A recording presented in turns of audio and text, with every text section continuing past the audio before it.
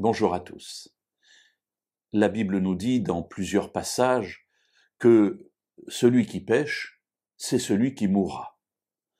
Cela paraît évident, mais c'était quand même bien de le dire, c'est-à-dire que la faute des pères n'est pas reportée sur les enfants.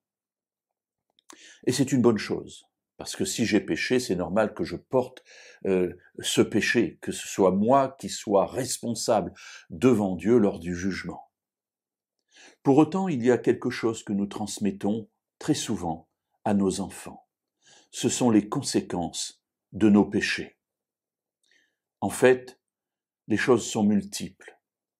Ces conséquences, bien sûr, nous les transmettons, mais nous les transmettons pas simplement comme un héritage qu'il va falloir régler à un moment donné, mais aussi comme un style de vie. Si j'ai l'habitude de mentir, mes enfants me verront mentir et ils auront envie de mentir aussi. Ils penseront que c'est normal, ce sera plus facile pour eux. Si je fais des dettes, eh bien ces dettes seront transmises aussi aux générations futures. Et voilà quelque chose qui est important à comprendre et qui est rappelé dans le livre des Lamentations de Jérémie au chapitre 5 et au verset 7. C'est le temps de la déportation et les Juifs qui sont déportés, quel que soit l'endroit, qu'ils soient effectivement en Babylonie ou qu'ils aient fui en Égypte, eh bien réfléchissent à leur vie et voilà que Jérémie crie à Dieu. Et il dit, « Nos pères ont péché, mais ils ne sont plus. Et c'est nous qui portons le fardeau de leurs fautes. » Alors voilà, ils sont partis en déportation parce que les pères ont péché. Et ils ont raison. Alors bien sûr, eux aussi ont péché. Quand on regarde l'histoire du temps de Jérémie, on ne peut pas dire qu'ils étaient absolument purs devant Dieu.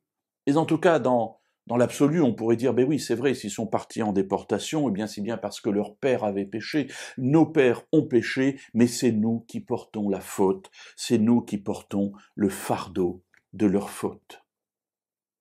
Mes amis, tous nos actes ont des conséquences. Et tous nos actes ont des conséquences non seulement sur nous, mais aussi sur ceux qui nous accompagnent dans notre vie et en particulier sur nos descendants. Alors faisons attention. Chaque fois que nous péchons, ça n'est pas neutre. Déjà par rapport à nous, déjà par rapport à tout l'amour dont Dieu nous a témoigné, que Dieu nous a témoigné.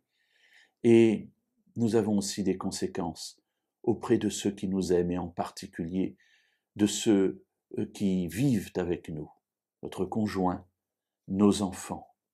Faisons attention de ne pas leur léguer un fardeau trop lourd pour qu'ils le portent.